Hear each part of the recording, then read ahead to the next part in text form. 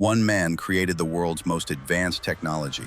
He can fly through the sky, stronger than buildings, more resilient than tanks. But here's the interesting part. This man is trying to escape from the armor he created. What if the thing that makes you powerful is also the thing destroying you? What if the technology that saves your life is actually eating you from the inside? Today we're looking at Iron Man, but not the way you know him. We're diving into Tony Stark's psychological labyrinth. And I'm warning you, this labyrinth is much darker than you'd expect. To understand Tony Stark, we need to look at psychology's intimacy versus isolation. Isolation stage. This stage comes after young adulthood, and here humans must learn real love, real connection. But Tony fails this test. He's surrounded by people but empty inside. Constantly superficial relationships, fleeting pleasures, bonds that never deepen. Tony's girlfriend tells him she's allergic to strawberries. You know what the man does? He buys her strawberries. Simple forgetfulness, you think? Number. This is emotional blindness. Tony is so self-centered that he doesn't even see the most basic traits of the person he loves. And then another stage comes.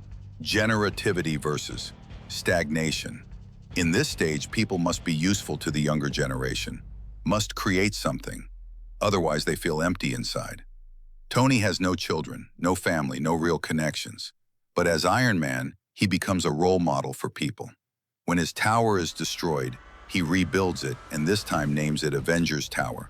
For the first time, he says we instead of I. For the first time, he values the team. Is this a belated development or is it real change? To answer that question, we need to go deeper. Now let's get to the serious part. Tony Stark is like a textbook example of narcissistic personality disorder. He sees himself as superior to everyone, exaggerates his achievements, constantly needs praise. He mocks his Avengers teammates' intelligence, belittles them. But here's what's really interesting. This isn't just narcissism. Tony also shows signs of histrionic personality disorder, meaning he constantly feels he needs to be the center of attention. When someone else gets praised, he feels excluded. He builds a massive skyscraper with Stark written on it in the middle of the city. Why? So everyone sees him, everyone knows who he is. And that glowing armor? It perfectly aligns with histrionic people's tendency to wear attention-grabbing, flashy clothing. Do you think a superhero can have such a fragile ego? Tony shows us they can. And maybe that makes him more dangerous. Tony Stark's story begins with trauma. He's kidnapped by terrorists in Vietnam. Shrapnel pierces his heart. At death's door, in a cave, with metal fragments embedded in his body. And there he makes a choice. Instead of giving up, he creates his own heaven. He builds the first Iron Man armor. Professor Yinsen sacrifices his life to buy him time. When Tony puts on that armor, he screams, "This machine will save my life." My life. But does it really save him? Or does it just move him to a different prison? The first armor looks like a tin can. Then it turns gold. Then becomes sleeker, more modern. Here's the fundamental difference between Tony Stark and other superheroes. He can die without that armor. The shrapnel in his heart could kill him at any moment. The armor isn't just power, it's also a pacemaker. So becoming Iron Man doesn't just give him superpowers, it brings super problems. In some episodes, after defeating his enemy, he's crawling on the ground looking for an electrical outlet.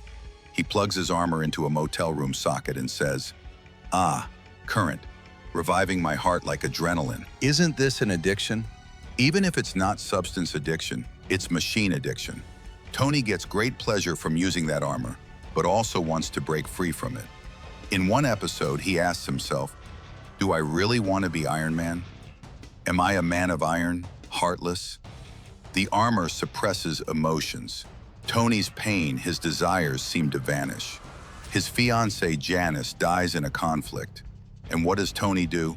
He distances himself from people.